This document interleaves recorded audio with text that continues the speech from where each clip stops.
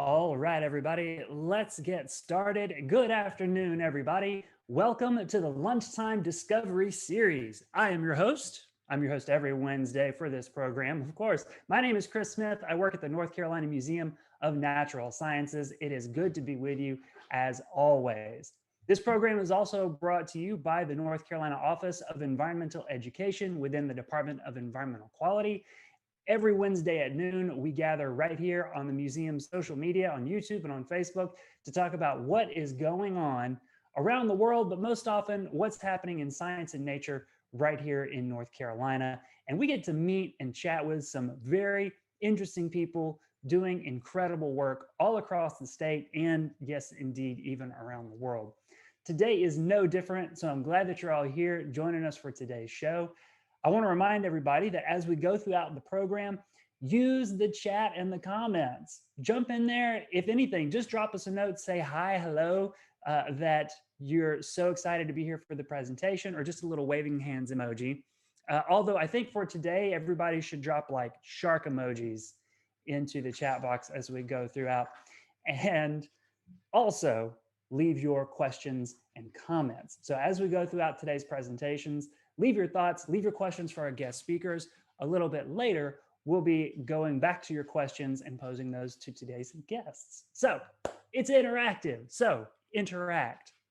And it looks like there's some people hanging out in the chat already. It's good to see folks from all over North Carolina who are in the show today. So for today's program, we have two very special guests who are going to be sharing with us shark research that's happening right off of our own coast. Now, if you've been paying attention to Lunchtime Discovery Series presentations in the past or presentations out of the Museum of Natural Sciences, we've had the pleasure and privilege of hosting OCEARCH for more than a couple presentations at this point.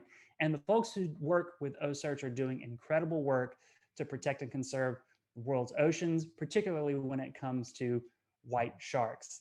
They have amazing presentations every single time, and they're always great to talk to and hear from about what's going on. So let me introduce today's guests. You're going to be hearing from two different people today.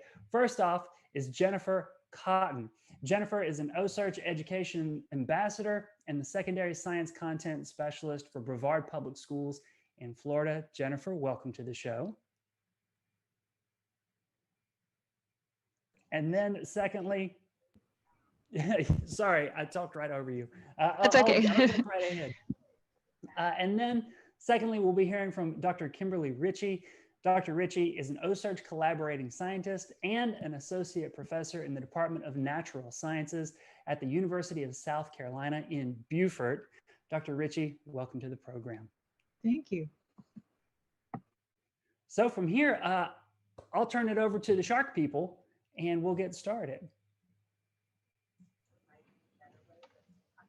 Okay, well, welcome everybody. Thank you for having us today.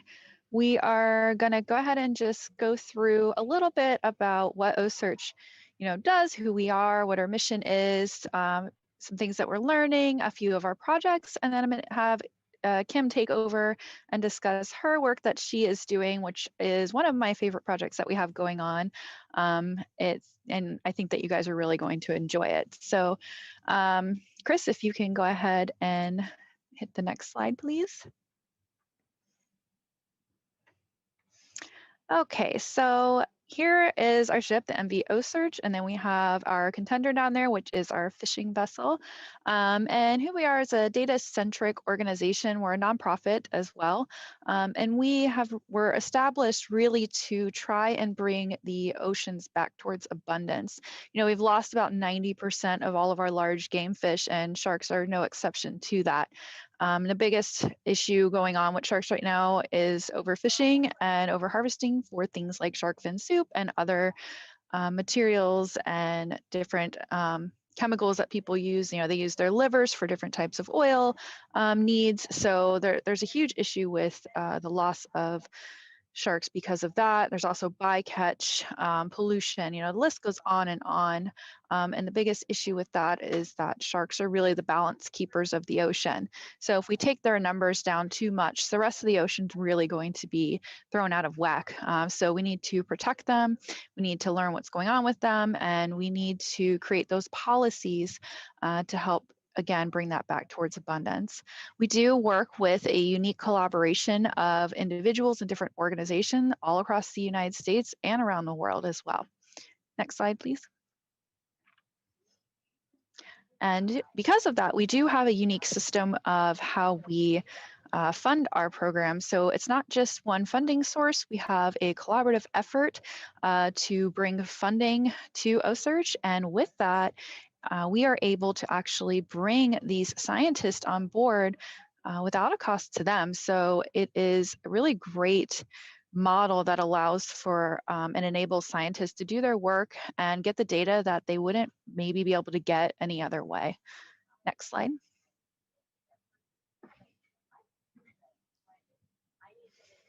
So again, one of the biggest problem with the ocean is just we have a huge data deficit. We only explored about 5%. The generous number for ocean exploration is at 10. 5's the more accepted percentage. So we really haven't explored a whole bunch of it yet. And with that, we don't have a lot of data as far as these large game fish and large apex predators go. So we really need this data because it helps us increase public safety and manage our sharks to move the ocean forward and to keep it healthy. Because without sharks, we really wouldn't have a healthy or robust ocean. Next slide. So right now, the white shark is listed as vulnerable, and they do have a decreasing population trend with the IUCN Red List, and oceanic sharks have declined by 71% just from 1970s. So it's going down in a dramatic fashion. And once you start eliminating those top predators, it's really going to have a massive ripple effect through the food web. Next slide. And that food web leads to us as well, So we have plankton at the bottom, and then we have our little arthropods like shrimp, and then smaller fish, and so on and so on until you get to the shark. But we also fall in some of these areas. So if sharks are removed from the food web here or the top of our pyramid, the organisms below them, their population is going to boom, which is going to flatten out the population below that. And then again, our little arthropods are going to boom, and then plankton's going to go down. So we fall in this as well, where it can impact us. They're what's called a keystone species, and this image gives you a really good idea of that. So if you can imagine this being an arch, keystone's the ones in the middle of it. Well, if you remove that stone, the whole arch is going to crumble. So sharks are really that center stone to help keep the oceans healthy and abundant. Next slide. Okay, so this video is going to show you a very quick time lapse of the tagging process. And then I'm going to go into a little bit of some of the projects that we're doing. You can go ahead and play.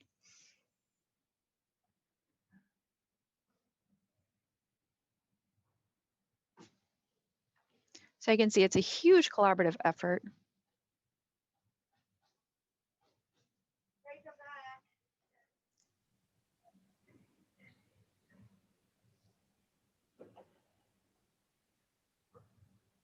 Nancy has cupcakes.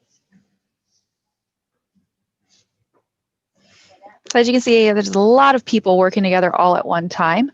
Next slide. So before we really started OCEARCH, there wasn't a whole lot known about the movements and the health of shark populations around the world. And next slide. And now, looking at all of the data that we've collected over time, you can see how much information we do have now. And with that, next slide, we were able to establish some models as far as the West Atlantic white shark goes.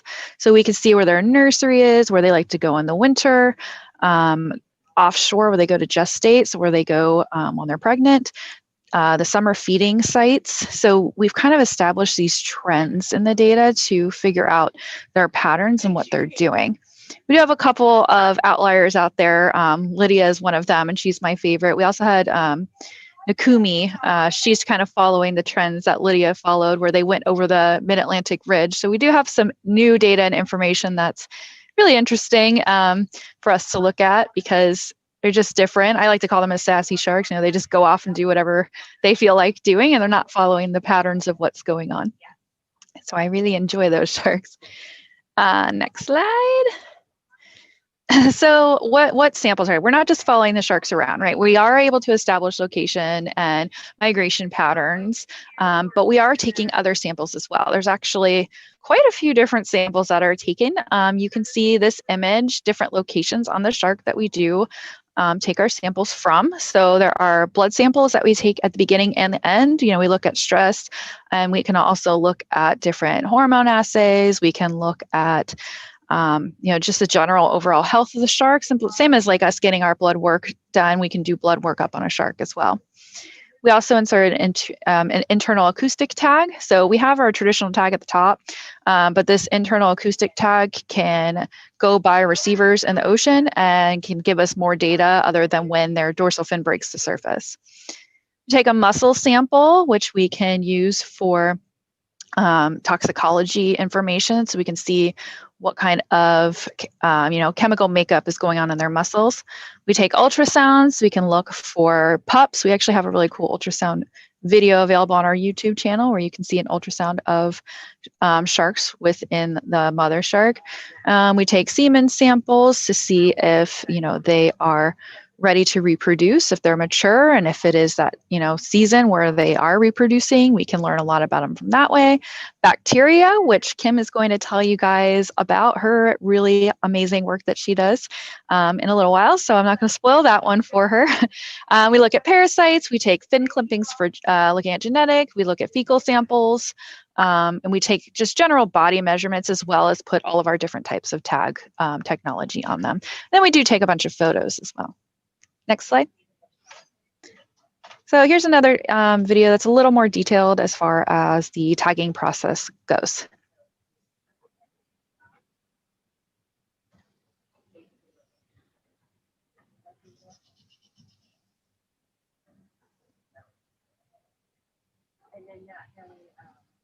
Are they able to hear the sound? Server offline. Okay. Yep. Oh, that's So essentially we work together. good for this today. Are you able to get the sound? I mean, I can talk through what's going on as well, if you'd like.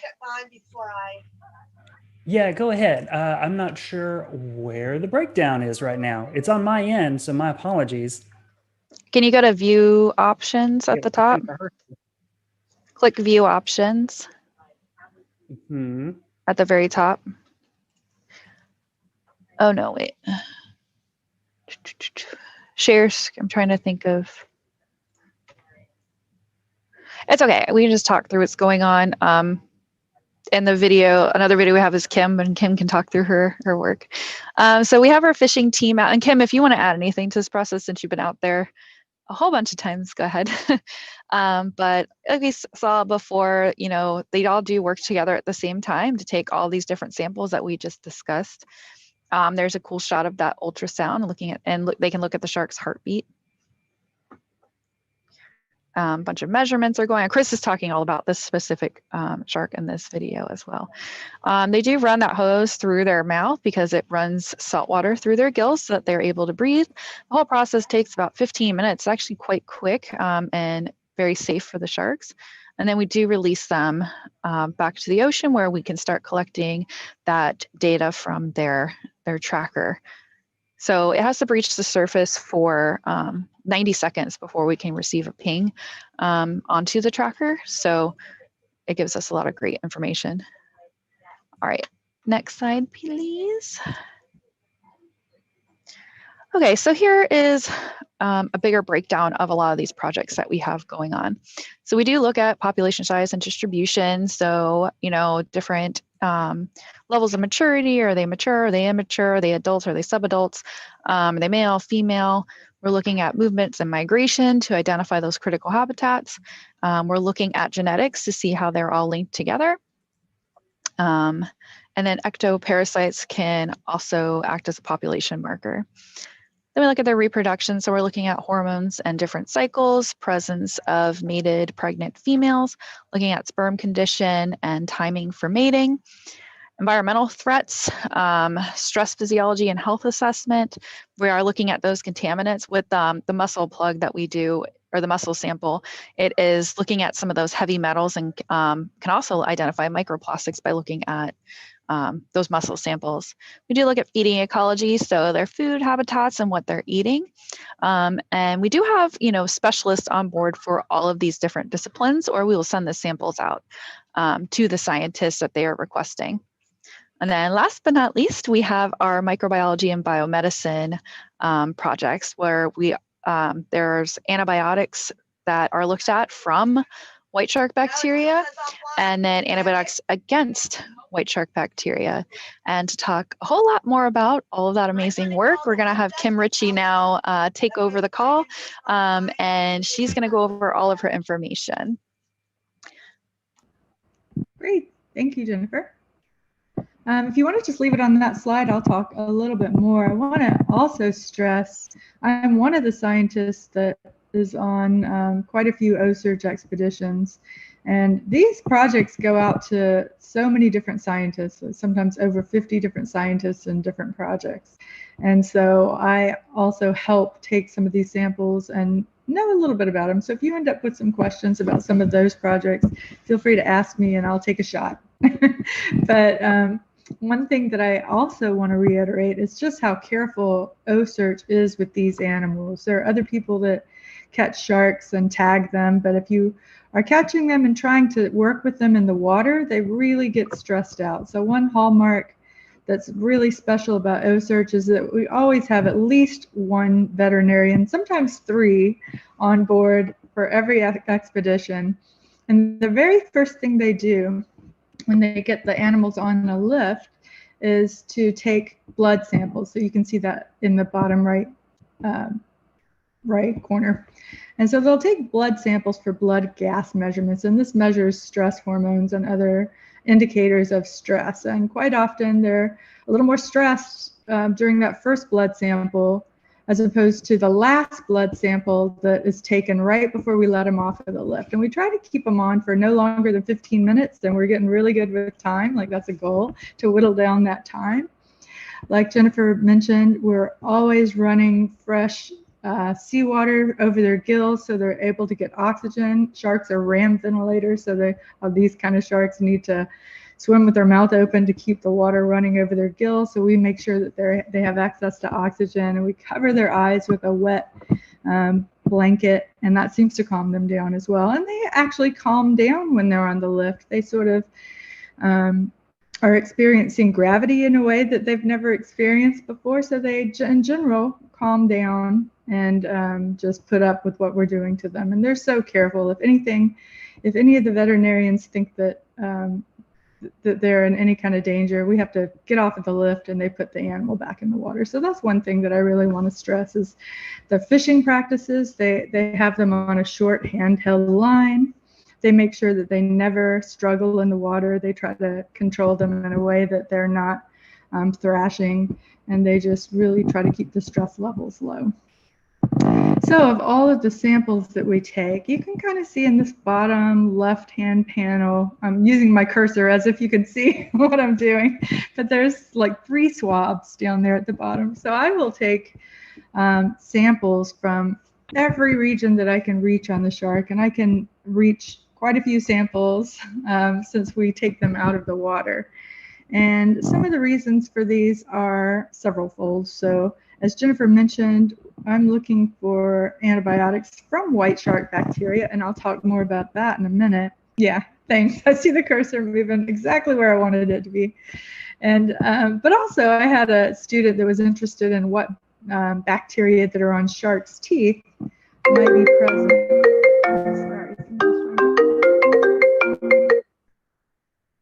Apologies. Okay. Hello.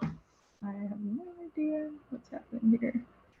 Someone tried to call me. My name's Mike. I'm calling from cheapinsurance. Some insurance people are calling me. I can't make it go away. Oh no. While she's handling that, have there been any questions so far about the process of tagging or anything else? Well, you know, actually a good one for you, Jen. How long has OCEARCH been studying white sharks? Oh goodness. Since the early 2000s, we started doing all of the research out of like Guadalupe. You know, there's actually was a show that was on Discovery Channel and Nat Geo that first showed all the work that was going on. So it's been going on for a very long time at this point. Well, you can escape. Kim, you ready? Yeah. Okay. I hid my phone under the pillow. All right. Get back to Kim. Perfect. Excellent.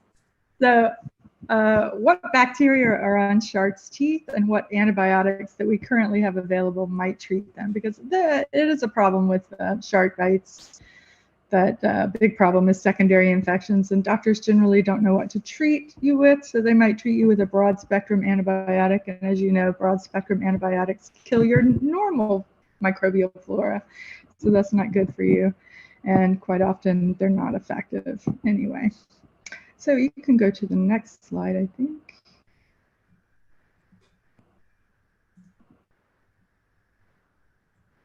I believe the next slide is a video which we might not be able to hear, but I'll talk through it.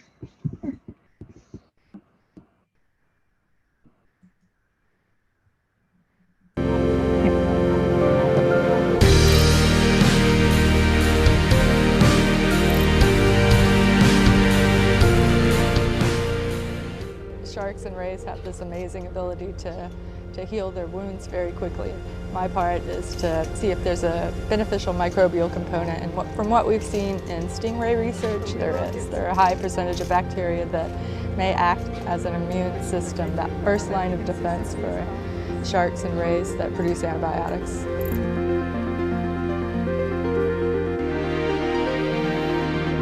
We're running out of antibiotics that work worldwide, and this is a novel source of new antibiotics and another avenue of interest for some lines of research.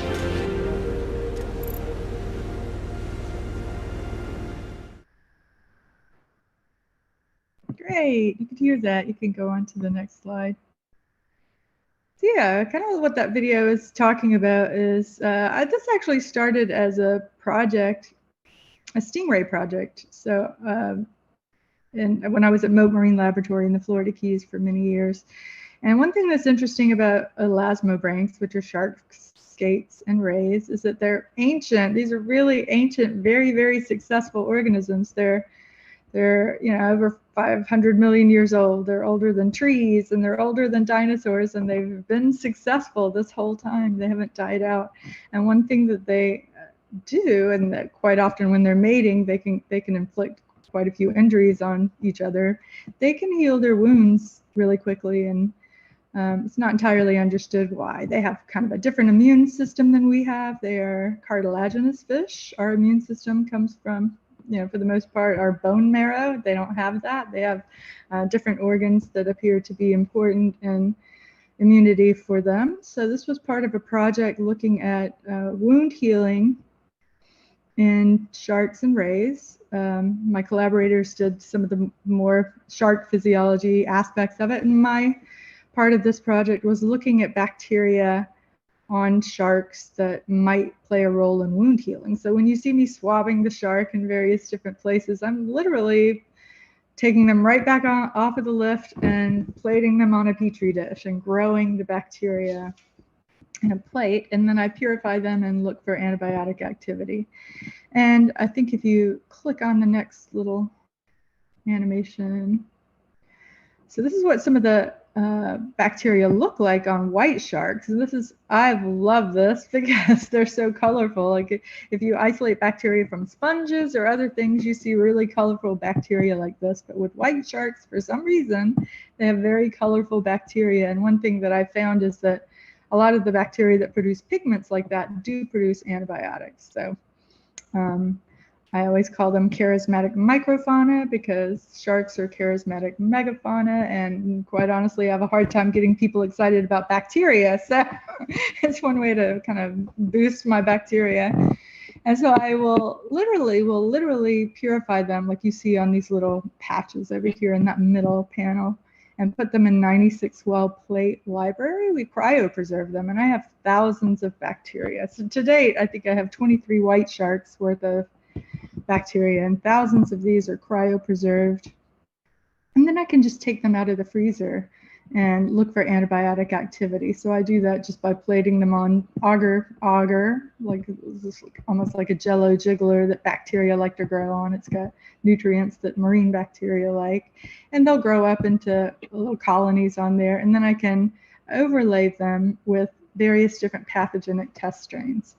And the strains that I use are marine pathogens because for me, I'm interested in whether or not these bacteria are actually doing something for the shark. So my area of expertise, my specialty is symbiosis, marine microbial symbiosis, and I've studied coral reefs for years.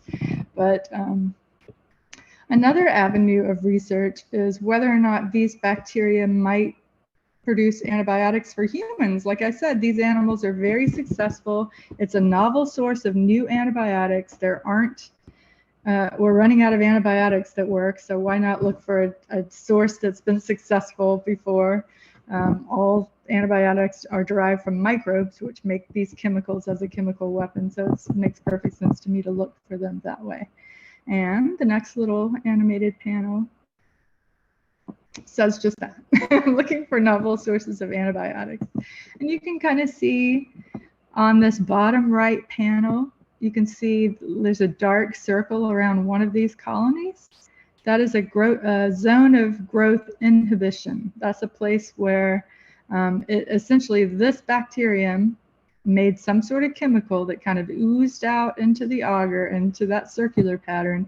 And when I overlay it, and in this case, I believe it's MRSA, methicillin-resistant Staphylococcus aureus, they can't grow on that area. So there's something in that that bacteria is making that's either killing or inhibiting the growth of MRSA.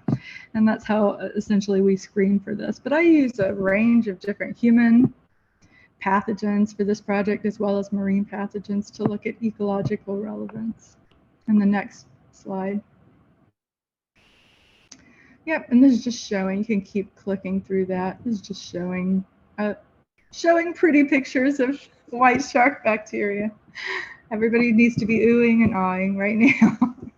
And so one thing that I like to do, you can go ahead and click until this slide is full, is look at, you'll see that I swab different regions of the shark, and I want to know, is there a trend in what type of bacteria are present, and whether there's an area that produces more antibiotic producing bacteria.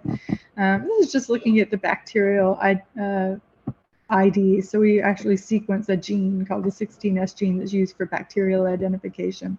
And this just shows the range of bacteria that are present on the teeth, and that's useful information for the other project. And then there, if you ever see a picture of a shark and the little pores that are around its snout, essentially, are filled with jelly. Those are sensory organs, and they pick up electrical signals. And for some reason, we get a lot of bacteria that produce antibiotics that I kind of isolate from this region. And these are just the identities of some of those. You can go to the next slide. And again, this is just showing how different areas have different types of bacteria.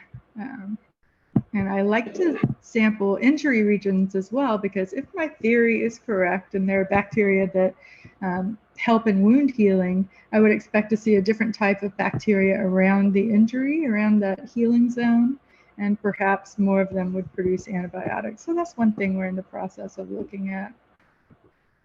You can go on to the next slide.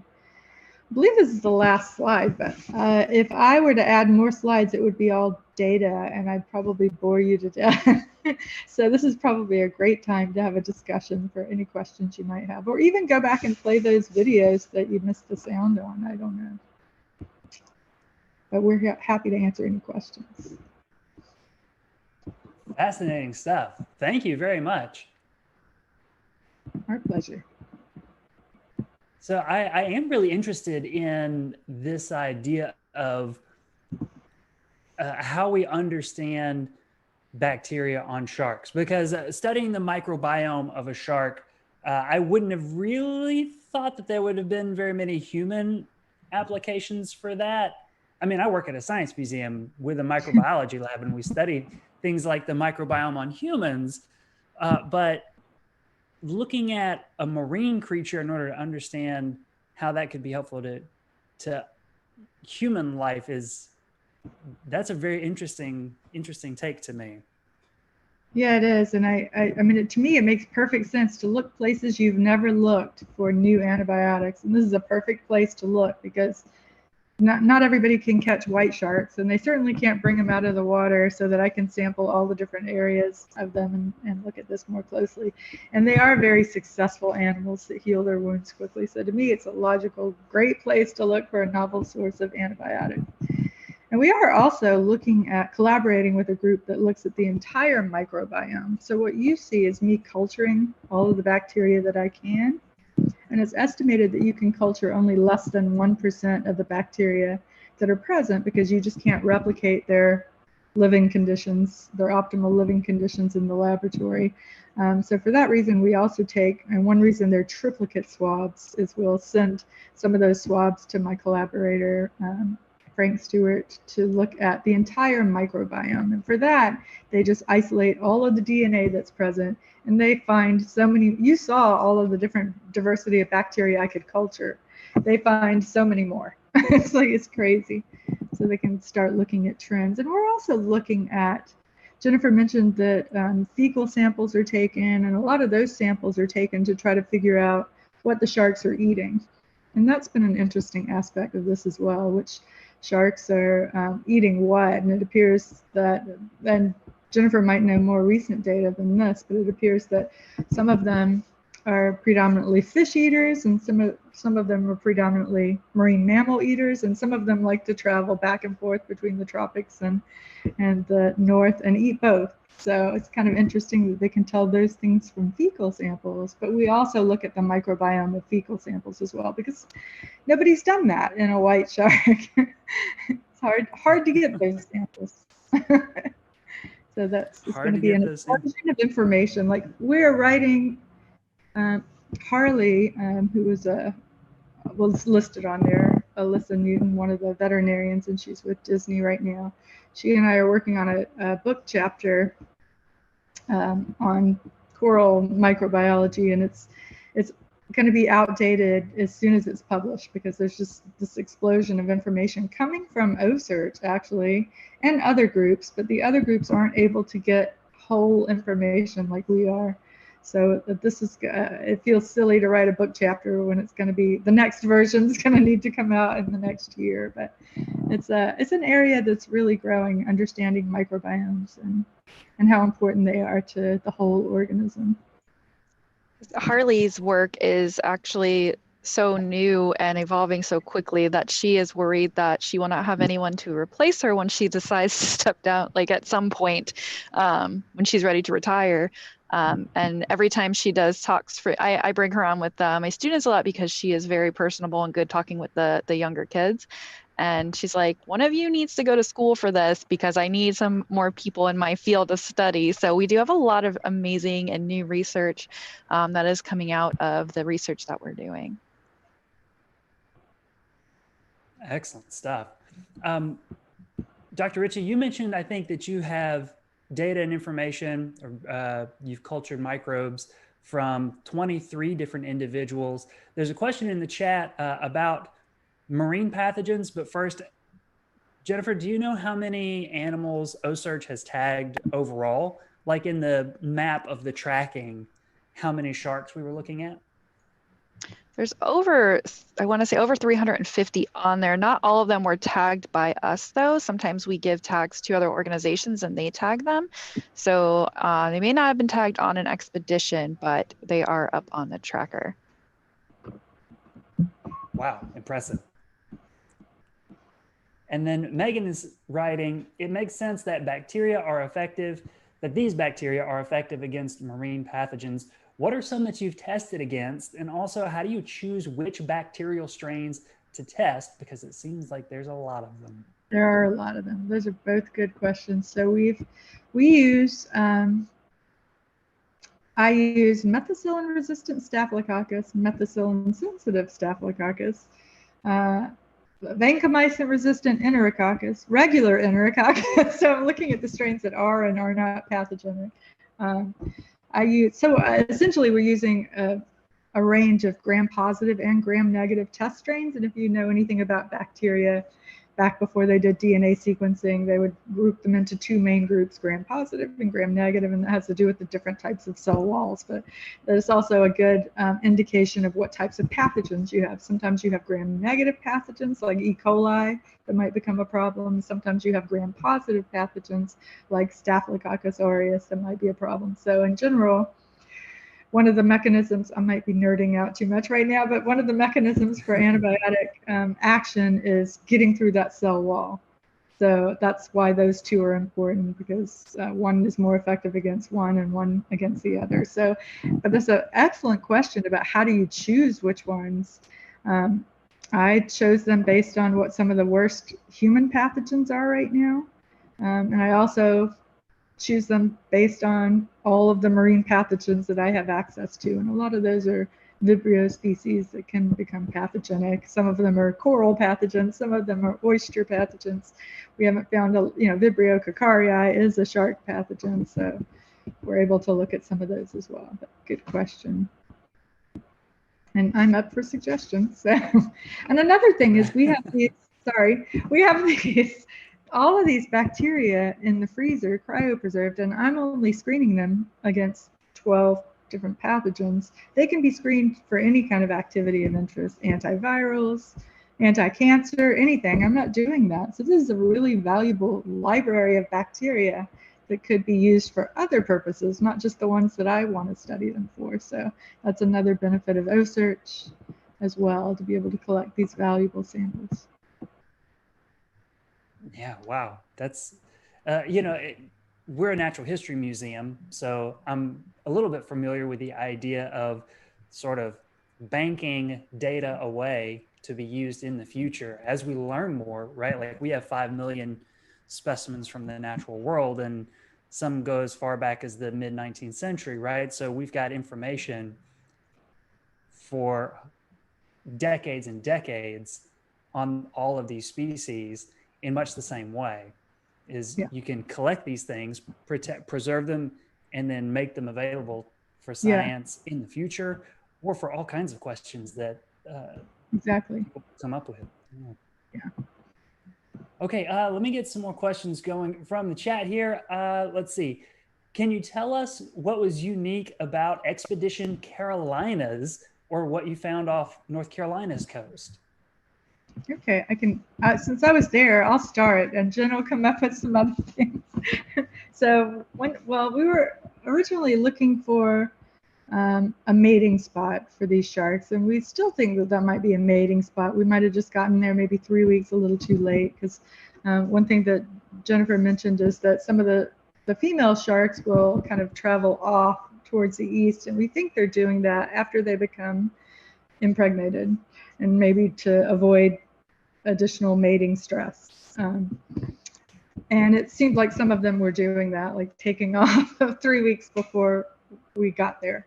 But you plan an expedition and that's when you do it. But we did find some other interesting, so we tagged 2 other individuals, and they were both females. One was a subadult that we named Freya, and she was, I think, 11 feet 8 inches. And then we tagged a juvenile that we named Caroline. Charlotte, that we named Charlotte after Charlotte, North Carolina. And she's a juvenile, the 8.5-foot juvenile. And she was, for me, it was interesting because she was a little more feisty, like the young ones, almost like a puppy. Like she would distend her jaws and want to try to use her jaws like puppies like to bite. I don't know. It was just interesting and kind of cute for an 8.5-foot white shark. But yeah, it was. We didn't get as many sharks as we wanted, and we didn't necessarily find what we were hoping to find. But it's still a lot of promise in that area. And maybe Jen has a little more information on some other surprises we had off of that region. Another thing we were trying to target on there was looking at sand tiger sharks, which we had not done in the past. There is a large population off the coast of North Carolina. One of my favorite things from North Carolina was Freya was actually, I was told, Kim, you can back me up on this, that she was caught over a shipwreck, correct? Yeah. And I got very excited because I'm a big pirate nerd, and I was like, I finally have my pirate shark. So I'm very looking forward to writing education material about pirate ships and sharks. So we were over a shipwreck. Yeah. Yep. I'm looking for the title. We did have some brand new heart research that I know that they were going to be attempting to look at. We had 2 new projects on there. One specifically looking at the shark that our lead scientist, Dr. Huter, was like, it's new and I don't even know that I can explain it fully to you yet. So we do have some brand new information that we're going to be looking at that no one else has researched yet. If Dr. Huter's not aware of it, I don't think it exists yet. That man knows everything. So I know that we're on the cusp of some really cool information that we should be able to provide very soon and create some lessons for on our website. I'm trying to find the name of I think it's this one. I have it is heart function in white sharks and echocardiographic assessment. So they were looking at just the way that the heart functions and the different valves, because white sharks are a little different than how other species function in their hearts. So we did have that new project, which was, I don't know yet what the information was found out from that. So hopefully you guys will find out along with us very soon. Always something new to learn. Mm-hmm. The next question I have here is, can we learn more about a shark population by studying their bacteria? Wow, that's gonna stump me. I don't see how. Now it's a good question though, because there is an environmental effect on what bacteria you see, but in my observations with other animals, that tends to be lost when it moves from one population to the other. And then the bacteria that might be true symbionts or mutualists would always be associated no matter which ocean or temperature or environment they're in. That's a really good question, and one I've never thought about. So thank you. Well, because it's like, I mean, you can tell me if I'm on the right track here, but just like people, we have microbes that are all in all of us, like in our gut, we have E. coli and things like that. So for sharks, it'd be the same, right? Like they have different biomarkers, like this is what we know we're going to find that here. This is what's expected to be here. Well, there probably is, like they're learning more about the human microbiome, and there probably is like a population effect depending on genetics and then what you eat. And I'm imagining that we're going to find a difference in the microbiome based on what they eat. They're going to have a different microbiome if they eat fish than if they eat seals, because your food source is essentially what selects your bacterial groups, whatever byproducts that they like to live off of. But yeah, it's a really fascinating question. There's a really good book called I Contain Multitudes, if anyone's ever interested in learning all about the stuff that's going on inside of our bodies. That's why I was like, maybe. But that book's fantastic. We can tell a little bit about the population by looking at the parasites and then the muscle samples because of all of the contaminants. Lisa Crawford is doing a lot of the work with the toxicology reports using the muscle samples, and she was telling me that you can tell where things are located based on the different types of chemicals and heavy metals and such that they find within those samples. But I'm not sure if there's we know that this is the data that we're going to find for North Carolina. I don't know that. And they don't stay. They're pretty migrant. Like you could see on those maps that they're just all up and down. They don't really stay in one spot. So I don't know. We'll see. Still have One some thing work I to was do. thinking is that when we were in Nova Scotia, you get very used to seeing what seal scrapes look like, and all around the head region of the sharks are seal, gray seal, claw marks. And we saw a lot of those in North Carolina too, with the 2 sharks that we looked at. Those had been up north somewhere where there were seals, and then came to North Carolina. I guess it's not that Snowbird sharks. They came down here for the nice weather. That's right. That's why they come visit me down here in Florida. Right. Just so much more. Get some warm water every now and then. Mm. Okay, let's see. Coco is curious about the sharks' migration. What makes some of them travel so far? Are they just unique personalities, or can you discern a purpose to their travels? Like they prefer the warmer waters of Brevard, Florida. You pull the slide back up that has all of those locations identify, like the offshore feeding areas. We do have a couple of different subgroups here.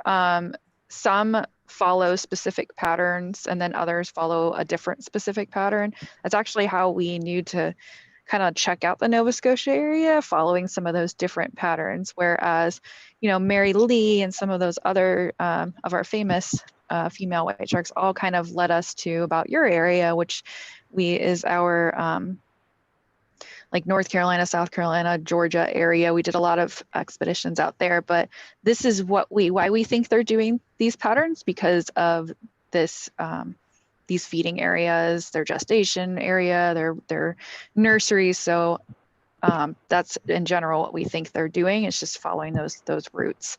Kim, did you want to add anything to that?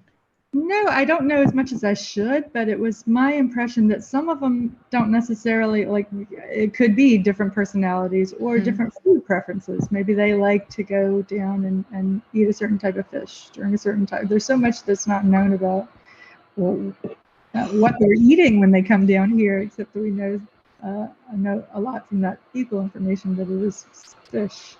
So I think it's probably a little bit of both, a food preference and then different personalities. Or, also where they're at as far in their life. Are they younger or are they more mature? They may have different patterns depending on that. So it's interesting, and we are still collecting data on different subgroups.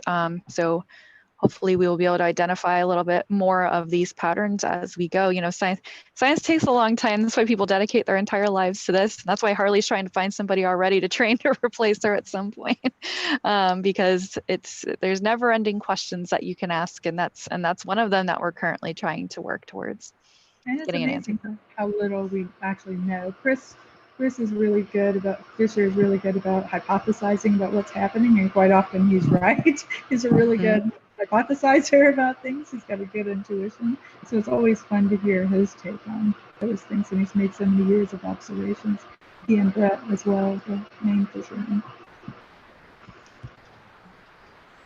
So the next question that I've got here for you comes from Lisa. When collecting data, if you touch the shark without gloves, does that transfer harmful bacteria to you? You know what? I've never touched a shark without a glove. I don't think, not on purpose, without a swab. But some of the other researchers, whenever they touch a shark, they make a big deal about making sure they clean it off in a hurry. So I know they get some sort of irritant, and I don't think it's just because if you touch a shark in one direction, it's smoother, and the other direction, it's more like sandpaper, and you can actually scrape your skin a little. Maybe, but I don't know the answer to that. I don't know about harmful bacteria. But I've touched quite a few sharks in a different, on different tagging, and we don't have glove access, but we all wash our hands immediately after handling. And just in general, people catch them on the beaches here. I'm like, help them get them off the hooks and back in the water safely whenever I see them do that. Never had any issues, but that doesn't mean that there's not harmful bacteria. It's just always advised anytime you touch anything coming out of the ocean, you should wash your hands. Even in the water, you may want to shower off pretty quickly afterwards, because you just never know. It's a good idea. And don't make me lecture you on global change and some of the bad bacteria that are Vibrios that can grow both in seawater and in you. So it's always a good idea to not We get have water wound and to wash up carefully afterwards. We'll have you back again for the lecture on global change and bacteria. All right, I'll be there. We'll book that one after this one.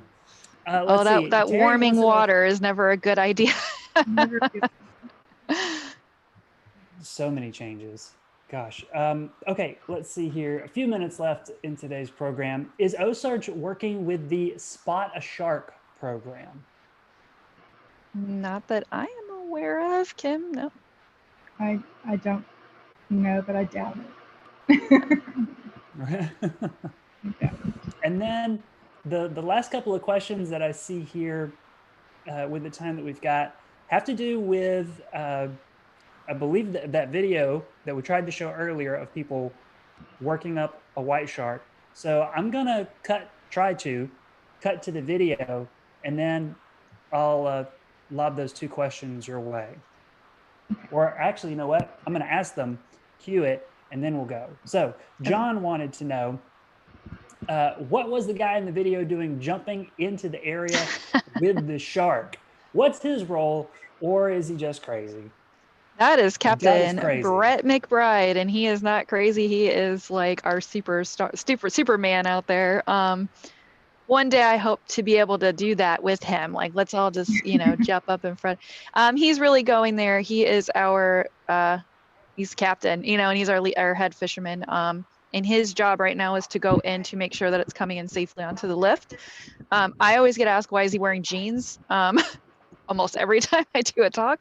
And I asked him one time, and he said, it's cold waiting out there, and he doesn't have time to change once they get him on there.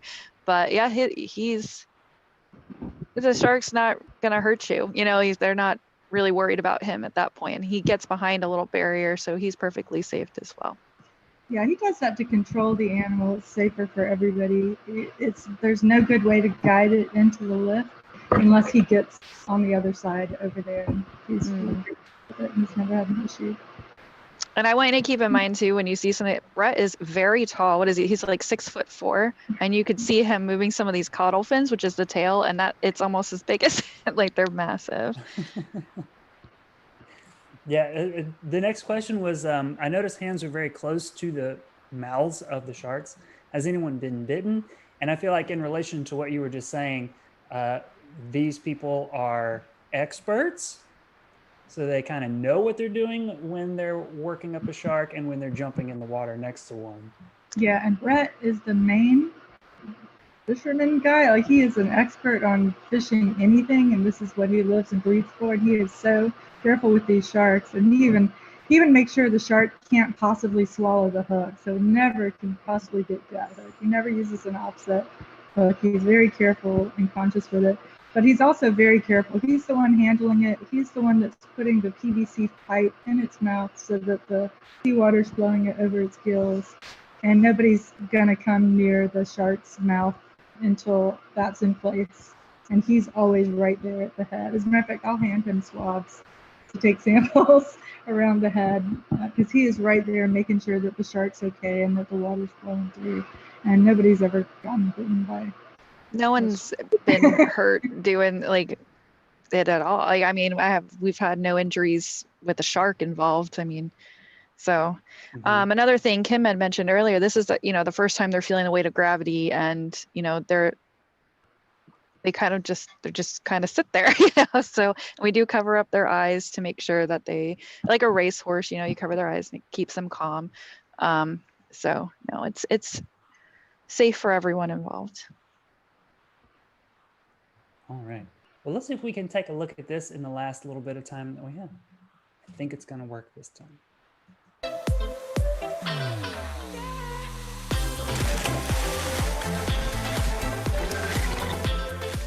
Great to see this male shark come in. It's the second shark here at West Ironbound. The big question was, is there predictable access when we started this week? We were hoping to see a shark or two to know that we could come back here in the future and make progress in the research.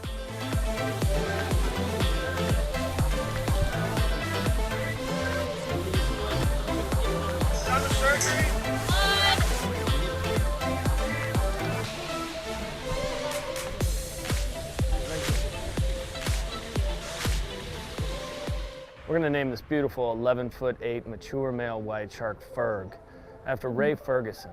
He's the founder of Costa Sunglasses and was a true visionary. He saw, even over 20 years ago, that he wanted to start a company and make world-class glasses for people on the water and do good and work toward the future abundance of the ocean at the same time.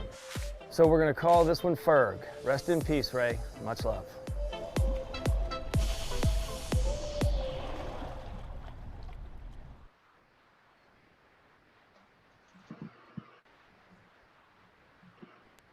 Cool stuff. Always, every time.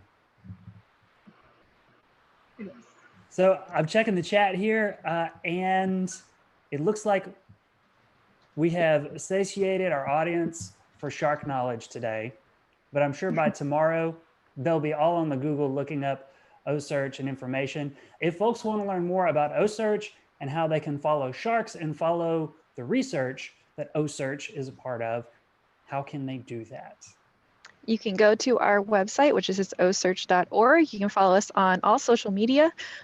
We post quite a bit on Twitter and Instagram, but there is a Facebook page as well. They're most active on Twitter and Instagram. And also, if you would like any education information, so you want information for your children's schools, or if you just want to learn some more, you can email us at education@ocearch.org. Or if you just want general information, it is info@ocearch.org. If you want to learn more about Kim's work, Kim, do you have any? You You have a website? Yeah, I don't know. Yeah, there's several websites, I guess. USC Cooper website. You can make a website, students. I've got my coral reef ecology students on here now. We also have a vast library on YouTube, and we do Shark Science Sundays where we do highlight research that is going on, so they can look at those videos as well. But if you're following along with social media, you'll see them posted, and you can see what the newest ones are. Instagram's great because they do Instagram lives while we are tagging sharks, so you can actually see them tagging our brand new sharks live while they are doing the whole process. Excellent stuff. Dr. Ritchie, Jennifer, thank you so much for being a part of the Lunchtime Discovery series today. Thanks everybody who's tuned in to watch today's program. I hope that you enjoyed it. I know that I did. Remember that this program will stay archived right here, so you can come back to this link and watch and share this program again with your friends, family, colleagues, even share it with people you don't like, I guess. They need to learn about sharks too and shark microbiomes. So thanks everybody. Hey, we'll be here next Wednesday again at noon with another presentation. Next week, we're gonna be learning about the brood 10 cicadas, which I saw on Instagram this morning are now beginning to emerge. So you wanna learn about cicadas. We'll be here next Wednesday. Follow the museum. We're at Natural Sciences on all social media platforms. And you can follow the North Carolina Office of Environmental Education on Twitter. They're at North Carolina EE. Until next time, everybody, take care, stay safe, and keep your community safe. We'll see you again soon. Bye, everybody. Bye.